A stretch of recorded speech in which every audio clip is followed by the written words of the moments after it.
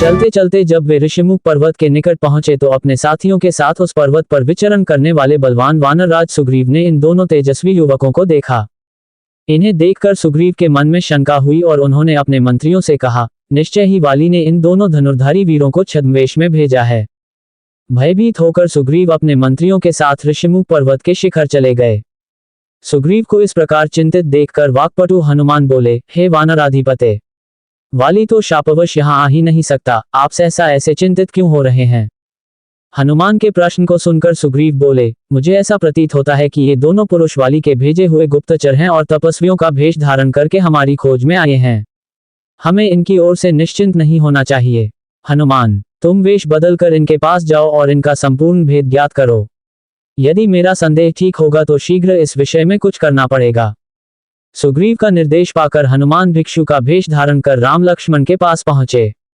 उन दोनों को प्रणाम करके वे अत्यंत विनीत एवं मृदु वाणी में बोले, हे वीरों, आप दोनों सत्यपराक्रमी एवं देवताओं के समान प्रभावशाली जान पड़ते हैं। आप लोग इस वन्य प्रदेश में किस लिए आए हैं?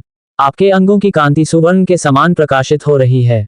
आपकी विशाल भुजाओं और वीरवेश को देखकर ऐसा प्रतीत होता है कि आप इंद्र को भी परास्त करने की क्षमता रखते हैं, परंतु फिर भी आपका मुखमंडल कुम्हलाया हुआ है और आप ठंडी सांसें भर रहे हैं। इसका क्या कारण है? कृपया आप अपना परिचय दीजिए। आप इस प्रकार मौन क्यों हैं? यहाँ पर्वत पर वानरश्रेष्ठ सुग्रीव रहते हैं। उनके भाई वाली ने उन्हें घर से निकाल दिया है। वानशिरोमणि सुग्रीव आप दोनों से मित्रता करना चाहते हैं। उन्हीं की आज्ञा से मैं आपका परिचय प्राप्त करने के लिए यहाँ आया हूँ। मैं वायु देवता का पुत्र हूँ और मेरा नाम हनुमान है। मैं भी वानर जाति का हूँ। अब आप कृपया अपना परिचय दीजिए। मैं सुग्रीव का मंत्री हूँ और इच्छानुकूल वेश बदलने की क्षमता रखता हूँ। मैंने आपको सब कुछ बता दिया है। आशा है आप भी अपना परिचय देकर मुझे कृतार्थ करेंगे और वन में पधारने का कारण बताएंगे। हनुमान की चतुराई भरी स्पष्ट बातों को सुनकर राम ने लक्ष्मण से कहा, हे सौमित्र, इनकी बातों से मुझे पूर्ण विश्वास हो गया है कि ये महामनस्वी वानरराज सुग्रीव के सचिव हैं और उन्हीं के हित के लिए यहाँ आए हैं। इसलिए तुम निर्भय होकर इन्हें सब कुछ बता दो। राम की आज्ञा पाकर लक्ष्मण हनुमान से बोले, हे वानरश्रेष्ठ, सुग्रीव के गुणों से हम परिचित हो चुके हैं। हम उन्हें ही खोजते हुए यहाँ तक आए हैं। आप सुग्रीव के कथनानुसार जो मैथिली की बात चला रहे हैं वह हमें स्वीकार है। हम अयोध्यापति महाराज दशरथ के पुत्र हैं। ये श्री रामचंद्र जी उनके ज्येष्ठ पुत्र और मैं इनका छोटा भाई लक्ष्मण हूँ। 14 वर्ष का वनवास पाकर ये वन में रहने के लिए अपनी धर्मपत्नी सीता और मेरे साथ आए थे। रावण ने सीता जी का हरण कर लिया है। इसी विचार से कि संभवतः वे हमारी सहायता कर सकें, हम लोग महाराज सुग्रीव के पास आए हैं। हे वानरराज, जिस चक्रवर्ती सम्राट दशरथ के चरणों में संपूर्ण भूमंडल के राजा महाराजा सिर झुकाते थे और उनके शरणागत होते थे, उन्हीं महाराज के ज्येष्ठ पुत्र आज समय के फेर से सुग्रीव की शरण में आए हैं ताकि महाराज सुग्रीव अपने दलबल सहित इनकी सहायता करें। इतना कहते हुए लक्ष्मण का कंठ अवरुद्ध हो गया। लक्ष्मण के वचन सुनकर हनुमान बोले, हे लक्ष्मण, आप लोगों के आगमन से आज हमारा देश पवित्र हुआ। हम लोग आपके दर्शनों से कृतार्थ हुए। जिस प्रकार आप लोग विपत्ति में हैं, उसी प्रकार सुग्रीव पर भी विपत्ति की घटाएं छाई हुई हैं। वाली ने उनकी पत्नी का हरण कर लिया है तथा उन्हें राज्य से निकाल दिया है। इसीलिए वे इस पर्वत पर निर्जन स्थान में निवास करते हैं। फिर भी मैं आपको विश्वास दिलाता हूं कि वे सब प्रकार से आपकी सहायता करेंगे। इतना कहकर हनुमान बड़े आदर से रामचंद्र और लक्ष्मण को सुग्रीव के पास ले गए। हनुमान अपने साथ राम और लक्ष्मण को लेकर किष्किंधा पर्वत के मलय शिखर पर, जहां पर कि सुग्रीव अपने अन्य मंत्रियों के साथ बैठे थे, ले गए। सुग्रीव से दोनों भाइयों का परिचय कराते हुए हनुमान ने कहा, हे महाप्राज्ञ, अयोध्या के महाराज दशरथ के ज्येष्ठ पुत्र महापराक्रमी श्री रामचंद्र जी अपने अनुज लक्ष्मण जी के साथ यहाँ पधारे हैं। इनके पंचवटी में निवास काल में इनकी पत्नी सीता जी को लंका का राजा रावण चुरा ले गया। उन्हीं की खोज के लिए ये आपकी सहायता चाहते हैं। ये आपसे मित्रता करने की इच्छा रखते हैं। आपको इनकी मित्रता स्वीकार कर इनका यथोचित सत्कार करना चाहिए, क्योंकि ये बड़े गुणवान, पराक्रमी और धर्मात्मा हैं। ये दोनों हमारे लिए परम पूजनीय हैं। राम और लक्ष्मण का परिचय पाकर प्रसन्नचित सुग्रीव बोले, हे प्रभो, आप धर्मज्ञ, परम तपस्वी और सब पर दया करने वाले हैं। आप नर होकर भी मुझ वानर से मित्रता कर रहे हैं, यह मेरा परम सौभाग्य है। आपकी मित्रता से मुझे ही उत्तम लाभ होगा। मेरा हाथ आपकी मैत्री के लिए फैला हुआ है। आप इसे अपने हाथ में लेकर परस्पर मैत्री का अटूट संबंध बना दें। सुग्रीव के वचन सुनकर राम ने अत्यंत प्रसन्न होकर सुग्रीव के हाथ को अपने हाथ में लिया, फिर प्रेमपूर्वक सुग्रीव को छाती से लगा लिया। हनुमान ने भिक्षु रूप त्याग कर अग्नि प्रज्वलित की। राम और सुग्रीव ने अग्नि की प्रदक्षिणा कर मैत्री की शपथ ली और दोनों एक दूसरे के मित्र बन गए। इसके पश्चात राम और सुग्रीव अपने अपने आसनों पर बैठकर परस्पर वार्तालाप करने लगे। सुग्रीव ने कहा, हे राम, मेरे ज्येष्ठ भ्राता वाली ने मुझे घर से निकालकर मेरी पत्नी का अपहरण कर लिया है और मेरा राज्य भी मुझसे छीन लिया है। वह अत्यधिक शक्तिशाली है। मैं उससे भयभीत होकर ऋषिमुख पर्वत के इस मलयगिरी प्रखंड में निवास कर रहा हूँ। आप अत्यंत पराक्रमी और तेजस्वी हैं। आप मुझे अभय दान देकर वाली के भय से मुक्त करें।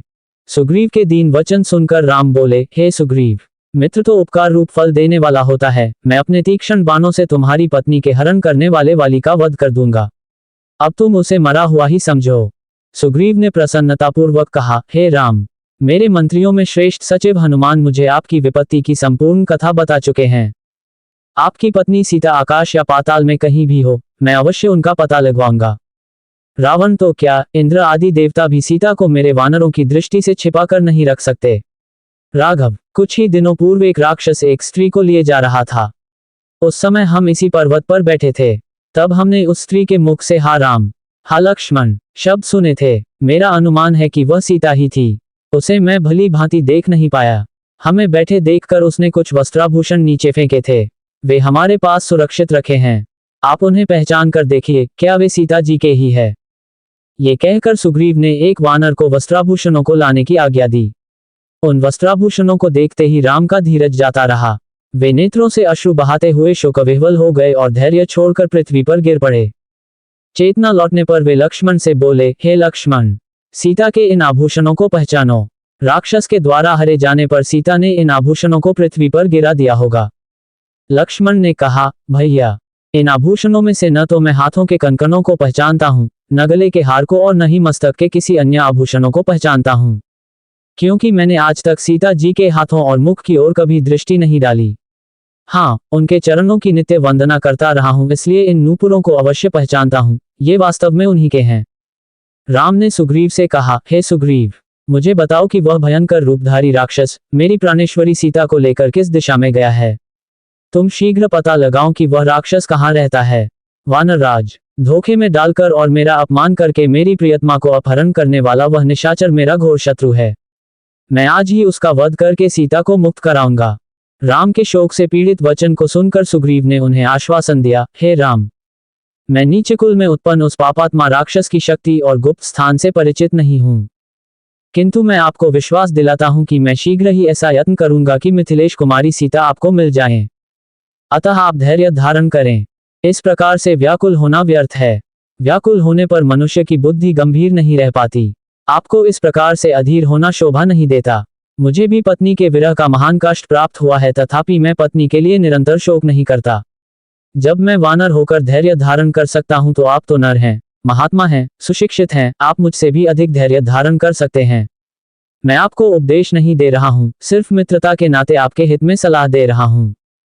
सुग्रीव की बात सुनकर राम नेत्रों से अश्रु पोंछकर बोले, हे वानरेश, तुमने वही किया है जो एक स्नेही और हितैषी मित्र को करना चाहिए। तुम्हारा कार्य सर्वथा उचित है।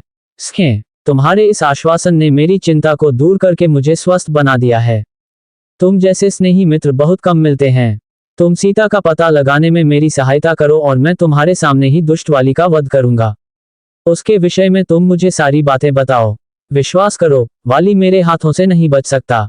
राम की प्रतिज्ञा से संतुष्ट होकर सुग्रीव बोले, हे रघुकुलमणि, वाली ने मेरा राज्य और मेरी प्यारी पत्नी मुझसे छीन ली है। अब वह दिन रात मुझे मारने का उपाय सोचा करता है। उसके भय के कारण ही मैं इस पर्वत पर निवास करता हूँ। उससे ही भयभीत होकर मेरे सब साथी एक एक करके मेरा साथ छोड़ गए हैं। अब ये केवल 4 मित्र मेरे साथ रह गए हैं। वाली अत्यंत बलवान है, उसके भय से मेरे प्राण सूख रहे हैं। वह इतना बलवान है कि उसने डंडभी नामक बलिष्ठ राक्षस को देखते देखते मार डाला। जब वह साल के वृक्ष को अपनी भुजाओं में भरकर झकझोरता है तो उसके सारे पत्ते झड़ जाते हैं। उसके असाधारण बल को देखकर मुझे संशय होता है कि आप उसे मार पाएंगे। सुग्रीव की आशंका को सुनकर लक्ष्मण ने मुस्कुराते हुए कहा, हे सुग्रीव, तुम्हें इस बात का विश्वास कैसे होगा कि श्री रामचंद्र जी वाली को मार सकेंगे? ये सुनकर सुग्रीव बोला, सामने जो साल के 7 वृक्ष खड़े हैं उन सातों को एक एक करके वाली ने बींधा है। यदि राम इनमें से एक को भी बींध दे तो मुझे आशा बंध जाएगी।